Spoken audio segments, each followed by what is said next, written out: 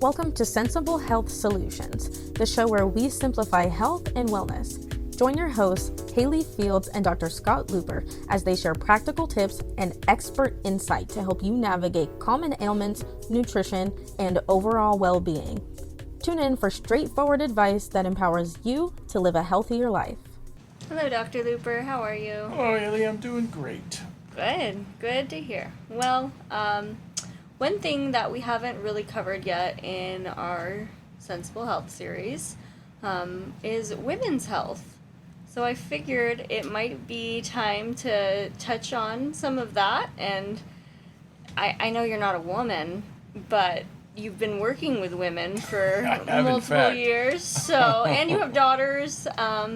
So can you kind of lead our conversation today? What I'm most specifically curious about is PMS and the symptoms and the side effects are associated with that. So it's interesting you ask about PMS because the last patient I saw today is a PMS patient.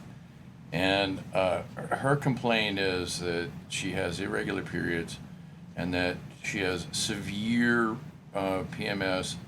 She has a sleep disorder, she has cramping, she has mood problems, she has breast tenderness, she has the whole full meal deal in terms of symptoms on this. And she's had it for years, and the interesting thing is she's been to the doctor several times and no one really has an idea about where this PMS comes from and what to do to fix it that she's talked to. Now, as so often the case, over the years, I've created a way of thinking about PMS that has been super helpful to treat it.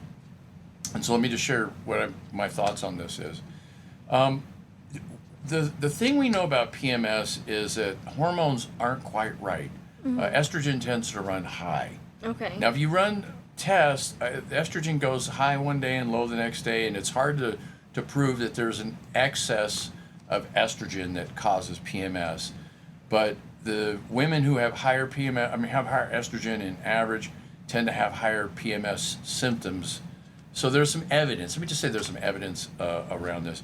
But the thing is, it's not really a hormone problem directly. Most women have PMS.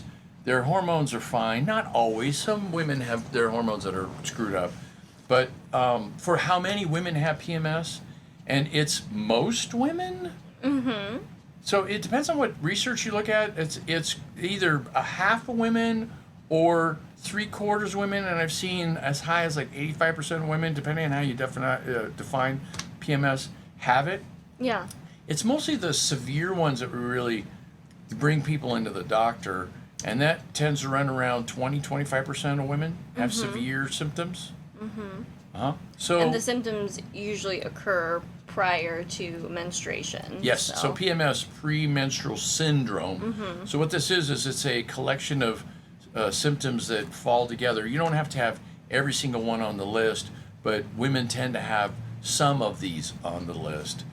And some of them are isolated, like breast tenderness. You can get breast tenderness and not have any PMS at all, but breast tenderness often goes along with PMS. And the whole kit and caboodle of these are associated with elevated estrogen. Now, the way I think about it is it's a digestive problem, fundamentally. Is that a surprise to you? No, because you think everything is a digestive problem. But what I would ask is it more of like a liver problem? Yeah, that's really what it is. It's a liver problem. Well, it's not a digestive problem And directly. Is it even a problem? Because so many people have this condition. So many women have this condition. So is it really a problem, or is it... Yeah. Okay. It's an actual problem. Well, I can speak from experience, and I can tell you that, yes, it is a problem every single month, but from, my life and living with it the last 25 years, it's been something I deal with haven't really until recently gotten, help for these side effects or symptoms, but it's just something that I've been taught to. Yeah, most of the time, I don't know about you, but most of the time you take, 2 aspirin and try to get through the day. So Yeah. it's not aspirin. Get some it's ice cream. Motrin Yeah. or Advil or something. You take something to basically kill the pain so that you can get through your day, or call in sick. That's the other thing that happens, is you just can't make it. You can't make it into work. And so my thoughts on this and how I treat it, and it's been, it's been reasonably successful. I don't, very is probably a better word than reasonably, is one of the liver's jobs is to process old hormones, is to grab a hold of them, give them a good look. If they're funny and they're not quite right, to attach a little tag to them and then throw them into the bile for export, to be taken out of the digestive system. And it's an important job, but it's not a life or death job. And so if the liver is on top of things and everything's flowing well, and then the liver just kind of stay on top of this job and get things to go through, and then you don't get any problem with PMS because the estrogen levels are regulated by the liver. They're not created, but they're looked over, and if they're old, they're removed from the body. Now, if the liver's busy from doing other things that are more important because they're more life and death dependent, like, for example, dealing with toxins that are coming in from the digestive system. Now, we've talked about this before a zillion times. Let me do it again. What happens is you have a weak digestive system that doesn't digest everything you eat. And they're leftovers that get to the lower intestine. And these leftovers feed the bacteria in the lower intestine. And the ones that like undigested food tend not to be our friends. Now, undigested fiber is fabulous because we can't digest fiber, and the organisms that live in us can. And so they digest fiber, and they release short-chain fatty acids. Our body soaks them up. We burn them for calories. They're healthy. They're useful. So it's a win-win. The bacteria come out ahead. We come out ahead. It's great. Now, if it's leftover pizza, we're not talking fiber here. We're talking meat bits, cheesy bits, oily bits, carb bits, whatever, these kinds of things. Then the organisms that live in us, they take what they want, of course, and because it's there, it's free food, right? And then they, poop out what they don't want. Except for it's not out. It is all in. And so that any stuff that they didn't want, well, it goes through our system, and our digestive system is very good about pulling things in, and so it absorbs a goodly amount of these, and they go over to the liver. Now the liver has to process whatever this thing in. Now it's microscopic poop mostly. Yeah. But it's toxic, so we call it toxins. So that gets put on priority before all of the estrogen, producing estrogen. So if you're, coming up on your cycle, your body's producing more estrogen. Yes. Your body's going to prioritize the toxins. Yes, because these things they have to run the risk of killing us. So they got to be dealt with. Yes. And this estrogen thing, man, we're not going to die. We just put it on the back burner and wait for another moment to do it because we're not doing it now. So the worse your digestive system is, the more the process of regulating your hormones is not done well. And then eventually the hormones pile up enough, and then the body says, we got to take care of this thing, so it batches them through. So it's hard to find the exact how high the hormones have to be a problem. It seems not to be how high the estrogen is more what the fluctuations are. So if the estrogen goes up and then plummets down, you'll get more PMS symptoms than if it's high. If it's high and fluctuates, the percentage is relatively low. Let me show you my hands. So here's a big tall pile of estrogen, and here's it fluctuating. So what's the percentage of fluctuation? Small. Right. Here's a low pile of estrogen, here's it fluctuating. What's the percentage of fluctuations? Huge. It's the same amount of fluctuation, but relative to how much there is, Yes. this has more variability than this has. So the more variability there is in Then the more fluctuation, symptoms. the more symptoms. So if the body isn't processing it, if the liver isn't processing it, is that what creates the cramps? Is that what creates the insomnia? Yes. Yes. And here's the other thing. You think, well, what's so special about, women who are childbearing age? What about other women? Don't they get this? And the answer is, yes, they do. Except for we changed the name. Yeah. We call it menopause symptoms, right? Okay. People who have a hard time with menopause, same story. So do they, okay. Same okay. story. Seriously, you get symptoms, and it's caused by the same kind of thing. In this case, it's not only put premenstrually, where you're most sensitive to it. It can run throughout your life, because you don't have a menstrual cycle So anymore. you don't have, yeah, exactly. You or don't you're have that perimenopausal, and it's hormonal irregular, cycle. and you're getting all these symptoms associated with it. Now you're at a different phase of life. People are different. The symptoms will manifest slightly different, but the story is the same. The treatment is the same. And also, treatment for the same PMS and the treatment PMS? for menopause are not identical, but they're very similar to Okay. each other. Very similar to each other. There's a lot of overlap between those. Also, nausea of pregnancy. That's another one. It's same story.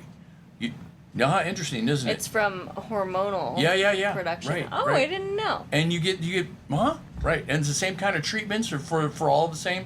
For example, B vitamins tend to be helpful. B6 in particular. Now we know B6 is helpful with the nausea of pregnancy. It's one of the main things that you do. I mean, if you're just going to go try something, go to the grocery store and get something to do. Mostly it's B6. That's what most doctors will start with. Is that. Same with PMS. Same with menopause. Now it's not particularly effective by itself. Because they're not really addressing the toxins coming in from the digestive system. All it's doing is it's giving the liver a little boost and helping it do its job better. Because B6 is important for what the liver does. And sometimes that's all you need is a little boost and it'll take you out of it. Most of the time it is just inadequate. And you do not get better from doing vitamin B6 by itself. You need to really go through, find the infections, figure out what to do to take to get rid of the infections. Antibiotics don't work. I'll tell you again, antibiotics don't work. Now they do work. They work beautifully. But they'll clear you out. They'll Yeah, and clear out then the all good the stuff, same too. crap grows back that it did before. The Yeah. problem isn't the bacteria. The problem is the environment that the bacteria grow in. So the problem is the undigested food leftovers. That's the problem. Now the problem too is that if you change your diet and you have no leftovers anymore, now you have a bunch of mad bacteria that are angry and hungry and sending you signals to go get pizza. Pizza, right? And you go into zombie mode and you start, eating things you shouldn't eat. Ice cream out of the freezer. That's one of the things that's funny about PMS is there's a lot of food cravings that go along with it. Big time. Yeah, and one of the things we don't want to skip on this PMS thing is if your mood is already testy from whatever reason, then this just makes it that much worse. Oh yeah, amplifies it. Pours gasoline on the fire. Very much so. So serotonin levels have a lot to do with how intense the symptoms of PMS are. Okay. So the symptoms are being driven by the hormones and by the digestive system. But whether you can just kind of shrug it off and get through the day, or whether you're crushed and destroyed, depends on what your serotonin levels are. And what your serotonin levels are depend on what your gut is producing. Well, there's that too. Always full Round circle. and round and round. Always and it full goes. circle. So Haley, we do the same show every week. Yep. We change the words, but it turns out to be All connected to the gut. It's kind of crazy. And it really is. It's not like I have some kind of theory that this is No. how it is. No, this is how it is. Yeah. And it's nice for me because when somebody comes in, like our last patient we just saw, she comes in and she's been suffering for years. Yeah. And I go, sweet, I know how to fix this. I mean, I don't necessarily say that out loud because who knows, right? She could be the weird one that didn't get it to work. I can't make promises, but in my mind, I feel extremely confident to be able to help her. So what we're going to do with her, we're going to run some tests. We're going to find out what's growing inside her. That way we'll be able to target some sort of treatment to clear up the infection and to repopulate it with healthy bacteria. And we're going to get some more fiber in her diet to build up the beneficial bacteria. And there's a bunch of stuff we're going to get the ball rolling as we go through this process.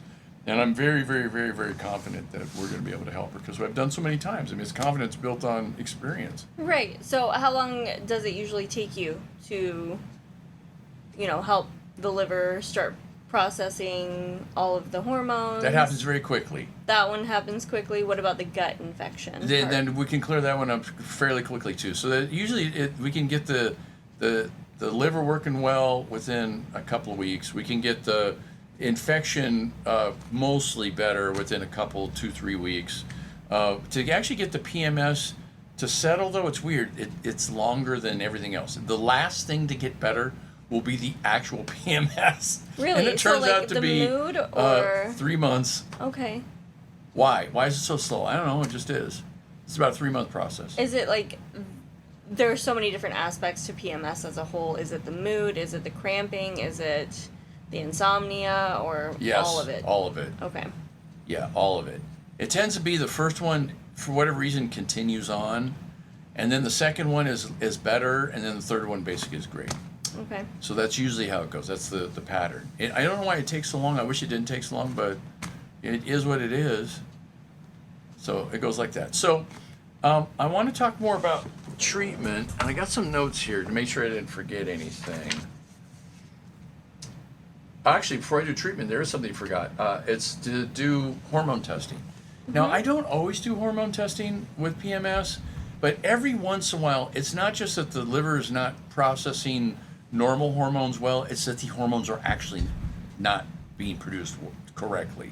Okay. And mostly the pattern I see is that the progesterone tends to run low and the estrogen tends to run high, and it creates an imbalance. And so there's a couple ways to fix this. One is you take progesterone. So if the estrogen is high and the progesterone is low, you take progesterone and now they're equal. Yeah. Mm-hmm. Another way to do it is lower the estrogen and now they're equal. Mm-hmm. And then it works better that way. Not to say that one way or the other way is better. It's just that you can solve the problem that way. Now they need to be equal amounts, though. But not by blood level. Yeah. But by the test level. Okay. The test has low and it has high. Sure. And so it gives you an indication in it. Yeah. And then the estrogens are low and high. Now the numbers are all different, but we get a sense of, they could be low together and they could be high together and they could be in the middle together, but if they're separated, now you got a problem. And we're separated this way, now you got a problem as well. So the thing about getting estrogen levels into balance with progesterone is it's easier to take the low one and then take something that gets it to go up than it is to take the high one and take something and get it to go down. So how would we get it to go down? We would get the liver working better. Yep. And it would clear the hormone out of the body better. Mm-hmm. And now we're caught up. So we'd be, recommending supplements to increase liver function? Bile flow. Bile flow. So bile is made by the liver. Uh-huh. It has several functions in the body, but the one we're talking about is it's a carrier for junk that we want to get rid of. Okay. Like old hormones. So bile flow, is that like a name brand supplement that you recommend, or is No. that just okay? The flow of bile. Yes, yeah. The way I think of it is the liver cells are set up in these tubes, and they're all lined up in these little round tubes. In the center of the tube is a bile duct. Mm-hmm. And so the liver does the cells do whatever they're going to do, and then they got this thing, they want to get rid of it, they pitch it in the bile duct. Literally, they go into the bile duct, and then it floats on down the stream. Bye. There it goes. Except for no, it's not going. Yeah. So the liver got swollen. What do you do? There was the backup somewhere in the line, and now it just sits there and doesn't flow correctly. And now, oh geez, it's stinking over here. The sewage quit flowing. Yeah. So what do you do to help support the liver in those ways? Reduce inflammation and. Okay, we've been working together for a while now. I mean, I know. I'm just asking you for the show's sake. You tell me. Conversational How do you piece. get the bile to flow? Well, you reduce inflammation. That's right. Get the liver to shrink. Yes. So there's herbs we can use and stuff. Take some liver herbs, right? You said B6 was good. The big one. The big one. You know this one. Is it castor oil Yes, patch? it is. Yeah. Bam! Woo-hoo! Okay. So we can do a castor oil patch. Castor oil pack. Yes. We've talked about these before. Just so people who don't know, you take some castor oil, you put it on a piece of flannel, and you put the piece of flannel over your liver. Liver's on your right side.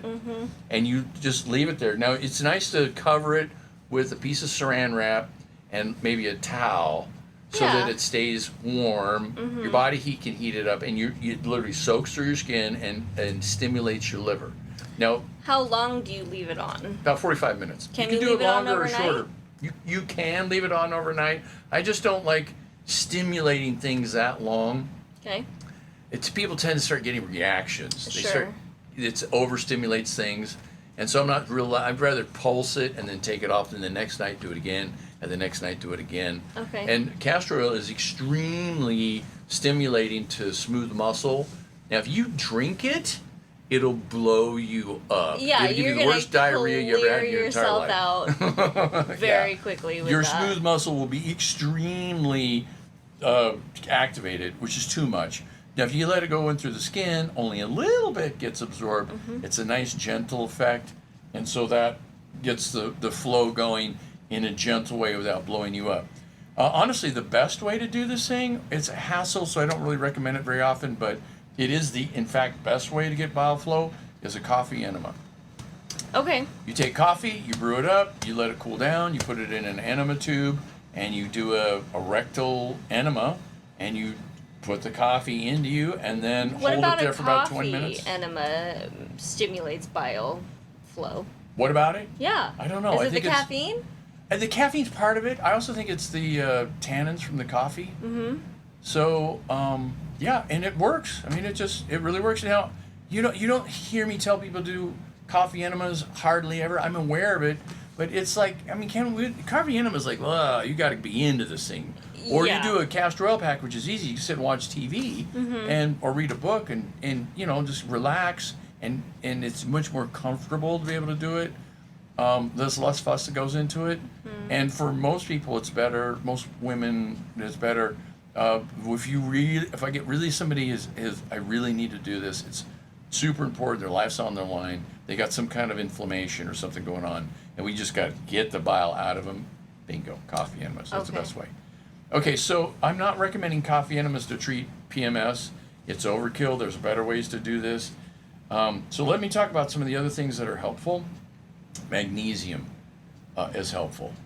Magnesium tends to... like the natural calm magnesium? Yeah, exactly. The drinkable... Yeah, it's a cofactor in a lot of the jobs that the liver does. And so... As a nightly supplement, or just like during your menstruation, or...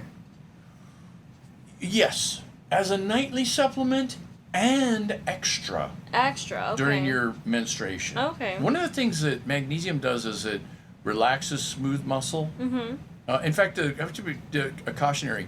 The castor oil tends to stimulate smooth muscle. So if you're in the middle of horrible cramps, castor oil is not the best thing to do. Now, it's great to prevent them. Okay. But when you're in the middle of them, stay away from it. Whereas magnesium is super good to treat cramps.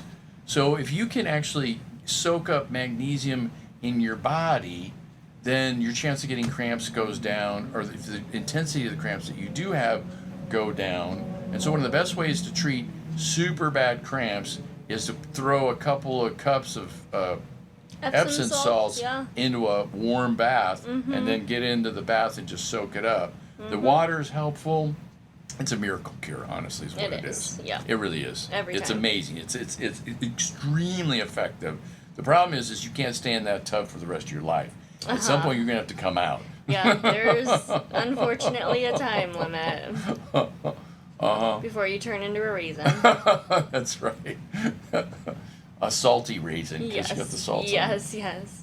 All right, so there's a bunch of herbs that are super helpful with this. And what the herbs do, by and large, is they help the liver do their job better, do its job better. I say they because there's a bunch of cells, right? But anyways, Let me just give you a list of these herbs. The one that these are like my favorites. There's a bunch more too. Vitex, otherwise known as chasteberry, is super good. It's a hormone balancer. Just tends to work real well. Symptoms can tend to come down.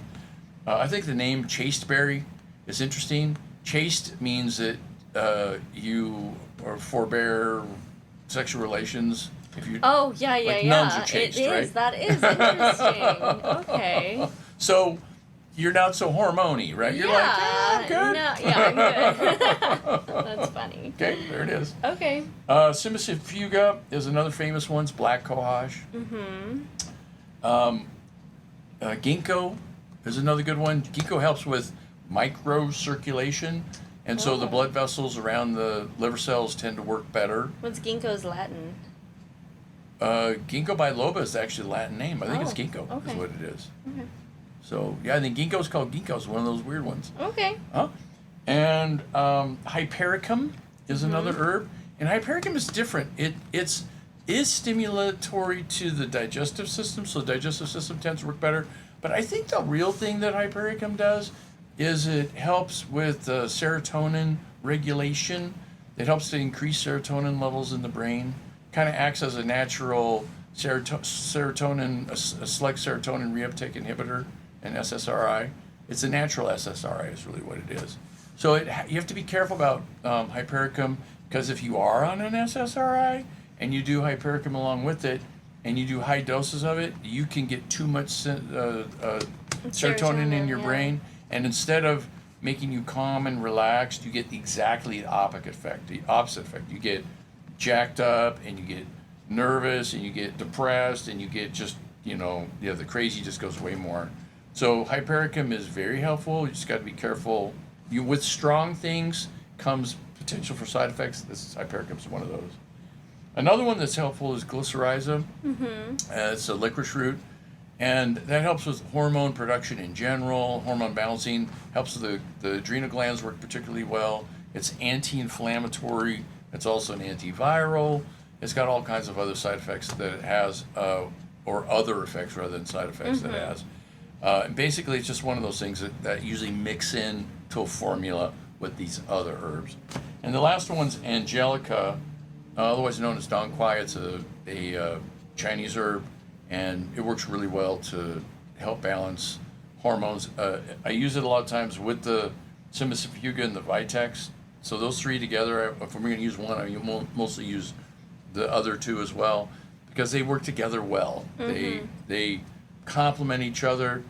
1 + 1 doesn't equal 2. 1 + 1 equals 3. Yeah. In this case, 1 + 1 + 1 equals 7. You're just giving us the whole the hormone balancing tincture recipe here. That's what it is, right? This is is what we use. That's where I got this list, is from the concoction that we use. A couple other things. Fibrocystic breasts are related to breast tenderness. They're not exactly breast tenderness, but fibrocystic breasts are what's happened to breasts when there's a lot of inflammation and they get extra connective tissue laid into them, and they get lumpy and bumpy and painful. Yeah. They, can be painful. They can be pea-sized. They can be a little bit larger, a little bit smaller, and they could be like misshaped, and then you're freaking out thinking you have a lump at 27, but really it's hormonal. Yes. So this is one of those symptoms of this whole PMS collection. Breast tenderness is an aspect of it. The fibrocystic breast is a further aspect of it. Over time, one can turn into the other, for example. Right. Or you can have a fibroid, which is not cancer, but you get an increase in the lining of the endometrium. And Wonderful. Well, I think that's all we have time for today, Dr. Looper. Okay. I apologize. Thank you so much. Thanks. Thanks for tuning in to another episode of Sensible Health Solutions. We hope you found today's discussion enlightening and packed with practical tips to enhance your wellness journey. Remember, small changes can lead to big results. If you enjoyed the episode, don't forget to subscribe and leave us a review on your favorite podcast platform. Your feedback helps us bring you the best content possible. Stay connected with us on social media for more health insights and updates. You can find us at Sensible Health Solutions across all social platforms. Until next time, stay sensible and stay healthy. This content is for informational purposes only and is not a substitute for professional medical advice, diagnosis, or treatment. Seek medical advice from a healthcare professional for any medical conditions.